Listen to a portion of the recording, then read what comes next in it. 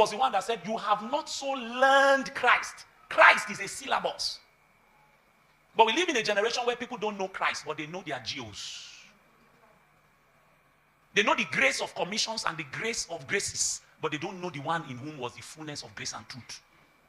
They don't know him. The average Christian has never sat down and studied, how did Jesus think? How did Jesus live? What are the things that Jesus prioritized? If I ask you that has been born again for 4 years, what were the teachings of Jesus? You don't know. What did Jesus teach? What was the driving force of Jesus' ministry? If I ask you, you don't know. But you've been in church. He said, take my yoke and learn. So when you come, your coming means that the opportunity to become another man has started. Your journey to transformation has begun. But the success of transformation will be dependent on what? The yoke. If you find a Christian that has genuinely transformed and looks like Jesus, I will show you a Christian that is a yoke fellow. He's yoked with Christ. So you learn him.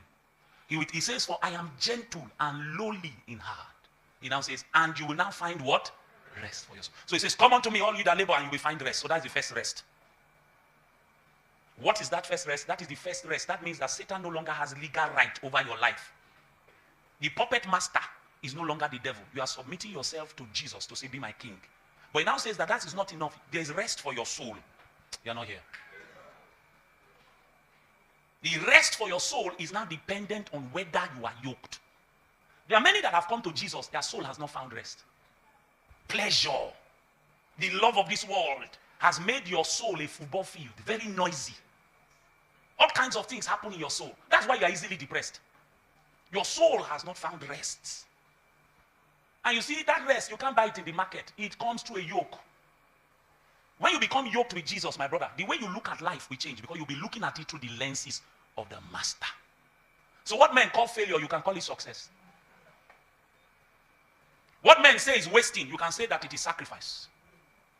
Men can say you are useless and your mates are this and that. You will not remind them that I'm not their mate. Me, I'm a yoke fellow.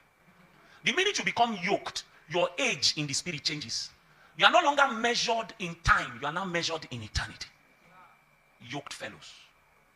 One of the biggest problems of the church today is that men without yokes have become pastors. Men without yokes are in the music ministry. Women without yokes are prophets. They've never learned of Jesus. They don't know what it means to be humble, gentle, and lowly in heart. They look like they are part of the kingdom, but they are part of what I call the Christian industry. There's a Christian industry and a religious system.